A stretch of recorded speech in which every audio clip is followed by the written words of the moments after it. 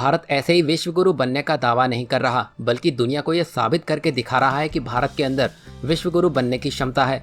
भारत ने वैश्विक राजनीति में न केवल अपनी सक्रियता बढ़ाई है, बल्कि अपना योगदान भी बढ़ाया है।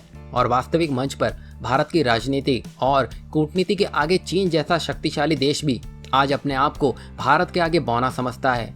और भारत के बढ़ते प्रभाव को चीन पचा नहीं पा रहा है, तभी तो वो पाकिस्तान और नेपाल की सहायता से भारत को घेरने की कोशिश में लगा रहता है। पाकिस्तान को तो आप जानते ही हैं, पर अब नेपाल भी कुछ नया नया शुरू कर चुका है। दरअसल उत्तराखंड के पिथौरागढ़ में बनी लिपुलेख सड़क के उद्घाटन के बाद भारत नेपाल की सीमा पर तनाव बढ़ गया है। एक दिन पहले नेपाल ने सीमा पर जहां सैनिकों की तैनाती के संकेत दिए, वहीं पड़ोसी देश अब उत्तराखंड के छांगरू में स्थानीय छावनी निर्माण की योजना बनाता दिख रहा है। 12 साल की मेहनत के बाद चीनी सीमा को जोड़ने वाली महत्वपूर्ण लिपुलेख सड़क बनने के बाद नेपाल ने विरोध जताया है। पड़ोसी देश पहले भी लिपुलेख और काला पानी को अपना बताते हुए सड़क निर्माण पर तीखे विरोध जताता रहा है। वहीं अब जबकि सड़क निर्माण पूरा होता दिख रहा है, तो नेपाल भारत से लगे इस इलाके में अपनी चौकसी बढ़ा रहा है। अब इतना सब कुछ नेपाल खुद से नहीं कर रहा है, इन सब के पीछे किसी और का हाथ है। ये हमने खुद भारतीय सेना प्रमुख MM नरवणे ने कहा है। उन्होंने कहा है कि नेपाल किसी अन्य के इशारे पर लिपुलेख दर्रे को जोड़ने वाली सड़क पर आपत्ति जता रहा है। यहाँ पर किसी और का इशारा और कोई नहीं बल्कि चीन है जो ये सब करवा रहा है। चीन ऐसा इसलिए भी कर रहा है क्योंकि श्रीलंका और मालदीव जैसे दक्षिण एशियाई देशों को हाईजैक करने में विफल होने के बाद अब लगता है कि चीन ने अपना सारा फोकस नेपाल पर कर लिया है।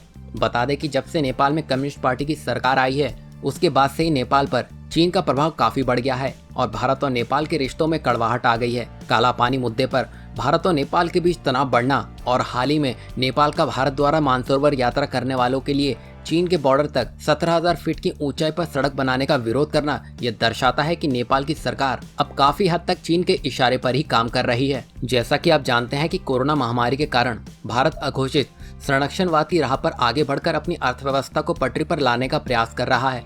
जहां PM मोदी एक तरफ मेक इन इंडिया को बढ़ावा दे रहे हैं, तो वहीं PM मोदी देशवासियों से भारत में बनी चीजें ही खरीदने को कह रहे हैं। अब इसी की वजह से भारत नेपाल को बड़ा झटका देने जा रहा है। भारत ने नेपाल से 3 लाख टन से ज्यादा रिफाइंड पाम ऑयल के आयात की मंजूरी रद्द कर दी है। यहाँ हम आपको बता दें कि दक्षिण एशियाई मुक्त व्यापार समझौता यानी कि साफ्टा के तहत नेपाल और बांग्लादेश को भारत को पाम ऑयल बेचने के लिए आयात शुल्क नहीं चुकाना पड़ता है। हालांकि दक्षिण एशियाई मुक्त व्यापार समझौता साफ्टा की जरूरी शर्तों के मुताबिक दोनों देश खुद पाम ऑयल का उत्पादन नहीं करते हैं, जिसकी वजह से भारत ने आयात को रद्द करने जैसा सख्त कदम उठाया है। दरअसल इन सब आयात में गड़बड़ी ये है कि नेपाल और बांग्लादेश खुद पाम ऑयल का उत्पादन नहीं करते हैं।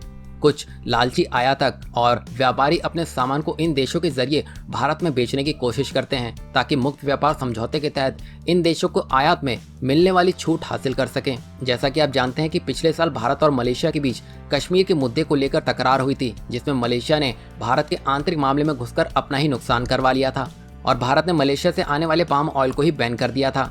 पर यहाँ पर भारत ने नेपाल को छूट दी थी कि आप अपना रिफाइंड पाम ऑयल भारत को देते रहिए।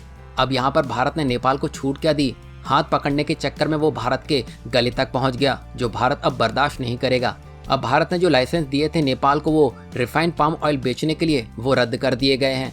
यहाँ पर नेपाल पाम ऑयल दूसरे देशों से लेकर रिफाइंड करके भारत को दे रहा था, जिससे वो काफी मोटा मुनाफा कमा रहा था। ऊपर से साफ्टा के तहत इन पर कोई टैरिफ नहीं लग रहा था और ये सीधा भारत को एक्सपोर्ट कर रहे थे और इससे काफी फायदा भी कमा रहे थे। अब मोदी सरकार के इस कदम से उनको बड़ा झटका लगने वाला है।